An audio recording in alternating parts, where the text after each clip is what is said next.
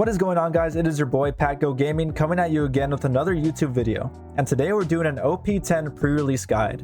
If you have never been to a One Piece TCG pre-release, this is how it works. You open 6 sealed booster packs of the current set and make a 40 card deck out of them. Colors do not matter in pre-release, so if I'm playing a green leader, I can play cards from blue, yellow, black, etc.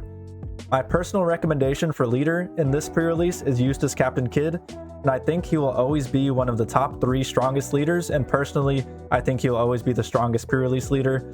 His effect is just insane. So for this guide, I decided to make a tier list separated from S to C tier.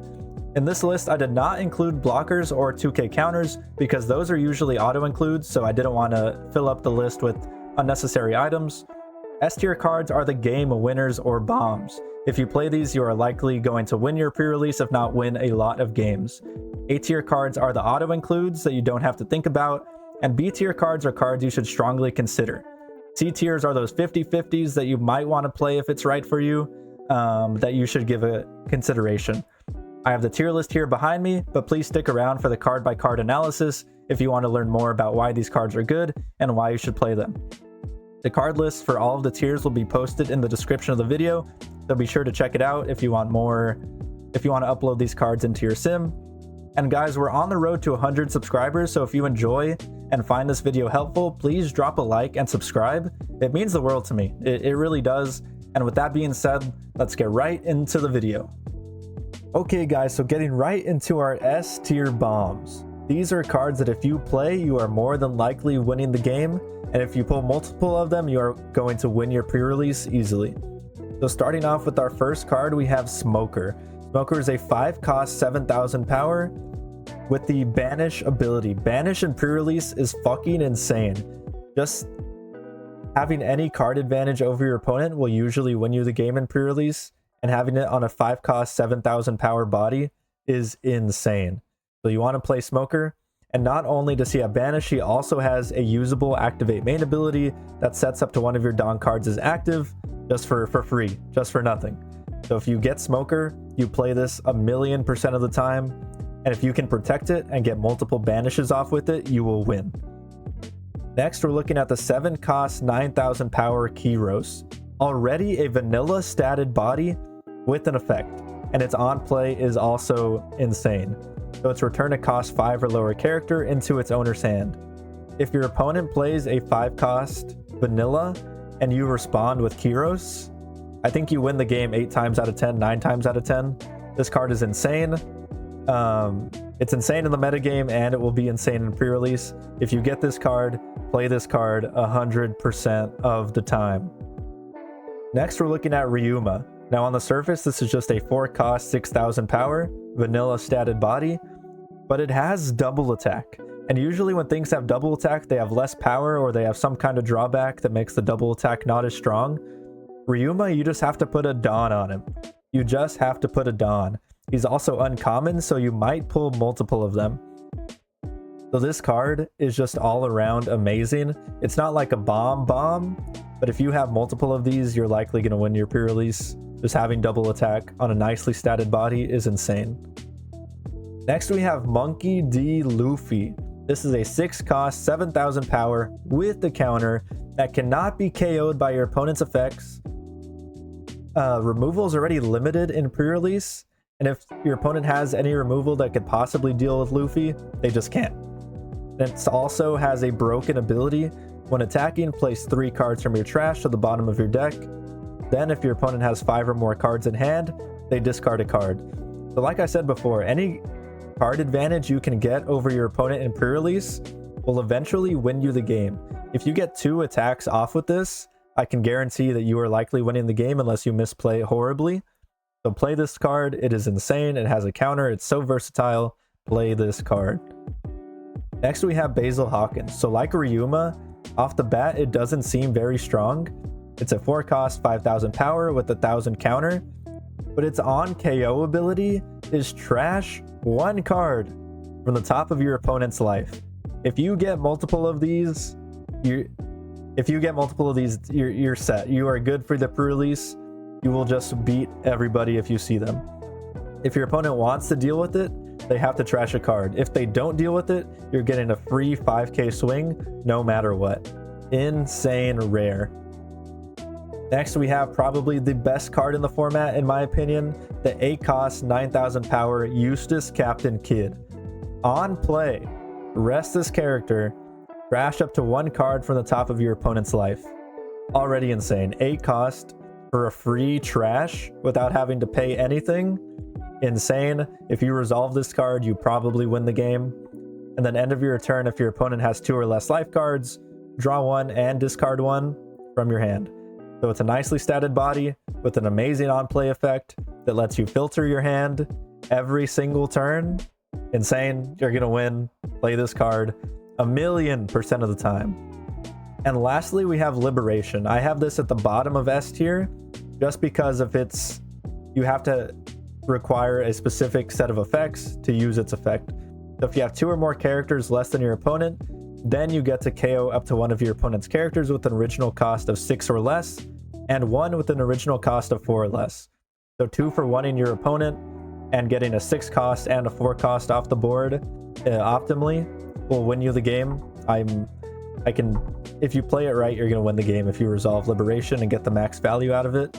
But because it has the constraint of when you can play it, I'm putting it at the bottom of S tier. Alright guys, those were the bombs. Now on to A tier. So getting into our A tier cards here, we have 10 that I believe are A tier in the format, and let's get right into them. So first we have Sanji. This is a 3 cost, 3,000 power character with the 1,000 counter as well. And its effect is on your turn, this character gains plus 3,000 power, and on KO, draw a card. So not only is this an above average attacker for its 3 cost, but it also replaces itself. So you want to play as many Sanjis as you can. It is a super rare, so you're likely to only get 1. But this card is really, really strong, just not quite strong enough to be in our S tier. Next we have Tony Chopper. Now I didn't include any 2Ks or blockers in the tier list because they're usually just auto includes, but I felt like Chopper deserved to be an A tier because of how good of a card he is. He is 4 cost, 4,000 power with plus 2k counter, and he is a blocker. And he's not a 4k blocker, he is a 6k blocker. So this card is fucking insane. Super well all around card, and just insane. You want to play as many Tony Choppers as you can, although he is a rare.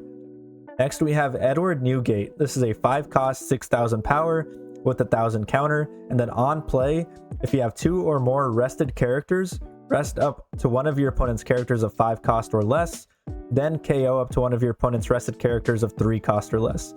So this card can help you, it gives you removal, and it also gives you the ability to get past your opponent's blockers.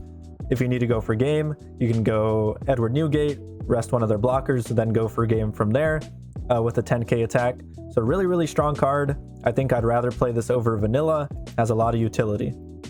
Next we have the 3 cost 5k Brook, already a vanilla statted body, and then its on KO effect is insane. Rest up to one of your opponent's leaders or cost 5 or lower characters. So if your opponent wants to get rid of this, they basically have to sacrifice an attack to get rid of your Brook, and if they do not get rid of it, you're swinging 5s all day, baby. So really strong card there with Brook. Next we have Cavendish, which I believe I have towards the top of A tier. It's a vanilla statted body, and when attacking, draw 2, trash 1. Any card advantage in pre-release you want to play, especially when it's on a vanilla statted body, and it's a repeatable effect. If you can keep this alive, you will likely win the game. Next we have the 3 cost 5,000 power blocker Marco. So again, it's a vanilla statted body with the blocker ability and the on KO ability. Return up to one of your opponent's characters with a cost of 4 or low back to their hand. So it gives you blocking ability, it gives you attacking ability, and it gives you tempo. And tempo is probably one of the most important things in pre-release formats. Being able to return a 4 cost 6k vanilla back to hand, insane. Next we have the Rosinante. Now this card has a high floor and has a low floor and a high ceiling. So on play, you may trash 1 event card from your hand, draw 2 cards. If you're playing a lot of events in your deck, this ability will be really relevant and come up more often than not. But if you're not, it's not the best. If you're lucky, you'll be able to use the ability. If not, it's a 5-cost 6k attacker. And then at the end of your turn, if you have 7 or more Dawn cards, set up 2 of them as active. So again, if you're playing an event heavy deck, this card is insane and kind of skyrockets to the top of A tier, maybe even low S tier. But if you're not playing a lot of events, it kind of drops to mid B tier. It also has a counter, so at least it's not dead in your hand. So it kind of depends on the deck you're playing for Rosinante. Next, we have the blocker Bellamy. This is a 3-cost 4k body with 1000 counter, and it has blocker. But it's not only a blocker, it also has a when blocking ability, rest 2 Dawn, add up to 1 active Dawn from your Dawn deck.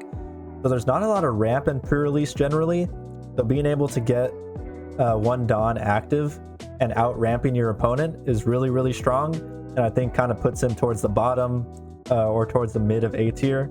And it's repeatable effect, so if you save him, if your opponent attacks with 5, you block with Bellamy, you counter out with 2k, you can have 2 more Dawn than your opponent going forward in the game for the next turns. Next, we have the 3-cost 5k Zoro.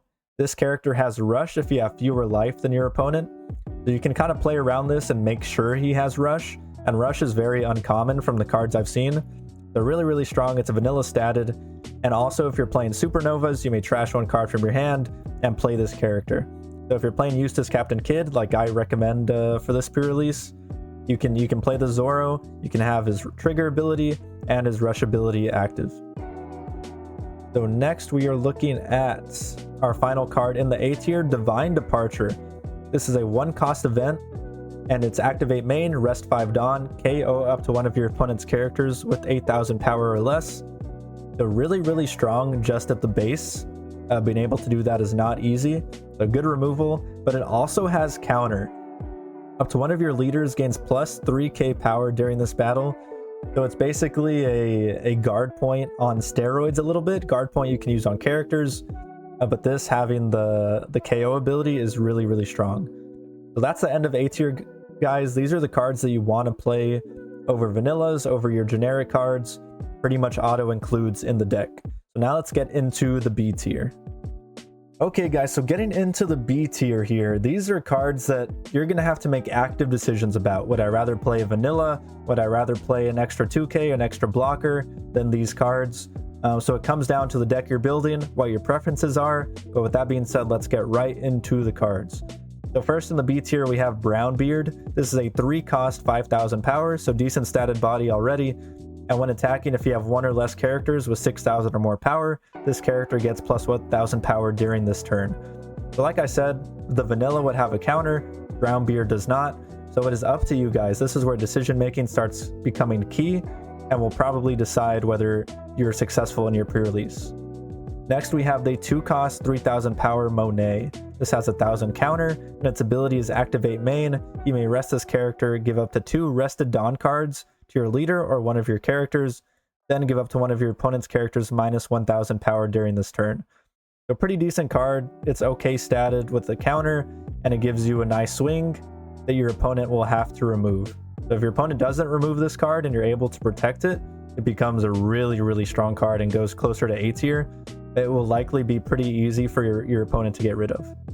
Next, we have Enel, 5-cost 6,000 power with counter plus 1,000. On play, if you have 2 or more rested characters, draw 3, trash 2.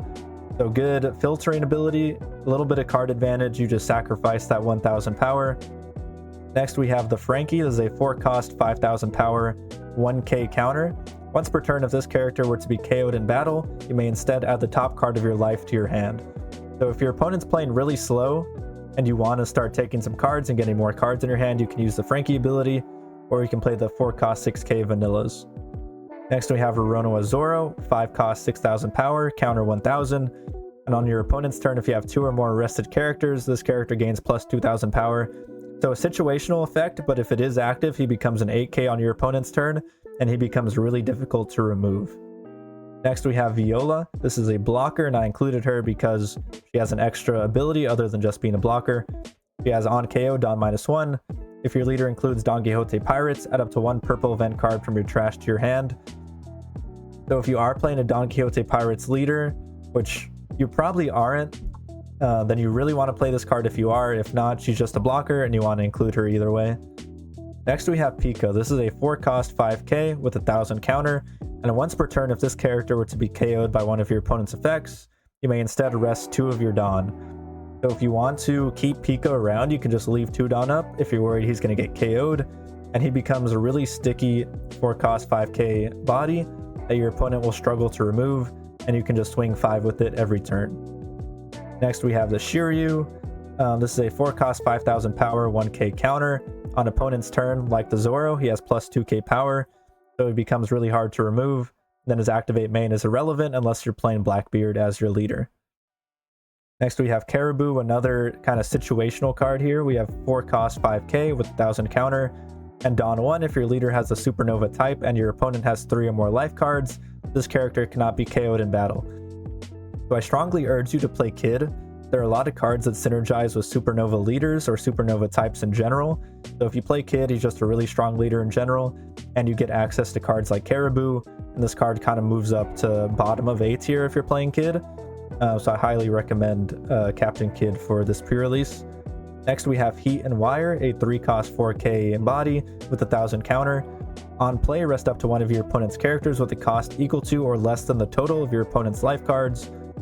So again, good to get around blockers if you're going for game, good to clear your opponent's board, and it has a trigger effect to play it if you have 2 or less life cards. Really, really strong, probably a good card to include. Maybe belongs in the bottom of A, but just a strong B tier card in my opinion. Next we have the Kamakura Jusuhoshi. This is a 2-cost counter event, and its effect is choose up to one of your leader characters. It gains plus 3k during this battle, and afterwards one of your opponent's leaders or characters gets minus 2k during this turn. So a really strong effect, kind of being able to 2-for-1 your opponent's attacks, and it also has a decent trigger ability. Next card, we have another 2-cost event. This is Gum Gum UFO, and its activate main, give up to one of your opponent's characters minus 4000 power until the end of this turn. Then if you have 2 or less life, give your leader or up to one of your characters plus 1000 power until the end of this turn. So a nice utility card to be able to remove your opponent's boards a little bit easier and give your leader a little bit more power. And also has a decent trigger effect to KO up to one of your opponent's 3000 power or less characters, so it can probably clear one of those little blockers that your opponent has on board. Next we have the Weak Don't Get to Choose How They Die. This is a 5-cost main or counter effect. KO up to one of your opponent's rested characters with a cost of 7 or less. If you're actually able to hit a 7-cost with this, you're getting insane value. If not, it's just a decent removal card that you probably want to include. Next we have Radio Knife, so similar story here. It's a 4-cost activate main. Rest up to one of your opponent's cost 6 or lower characters, then KO up to one of your opponent's rested 5-cost or lower characters. They're a really good board stabilizing card. You can kind of get 2-for-1 here if you're able to remove another one of your opponent's characters with an attack. So a really strong card here with Radio Knife that you want to include for removal. Another removal here in blue, 5-cost. Activate main, place up to one of your opponent's character with 6000 power or less at the bottom of the owner's deck. And trigger, you get to activate the card's main effect. Insane. So, and it's a common, so if you can include multiple of these and you hit one of those triggers from life, you're going to be really far ahead. And lastly, we have another event, 4-cost for yellow. Activate main, look up to one card from the top of you or your opponent's life cards and place it at the top or bottom of the life cards, then KO up to one of your opponent's characters with a cost of 5 or less. So a little bit of utility and a little bit of removal, and a pretty good trigger ability to draw 2, trash 1. So yeah, guys, these are cards that you're likely to include if you have space for them. So you made it to the end of the video, eh? I guess that means you really enjoyed it, huh? Eh? With that being said, guys, thank you for watching this long. If you are here, I love you. I love you so much. Please like and subscribe for more content like this. It really means a lot to me. I hope you have a good night. See ya.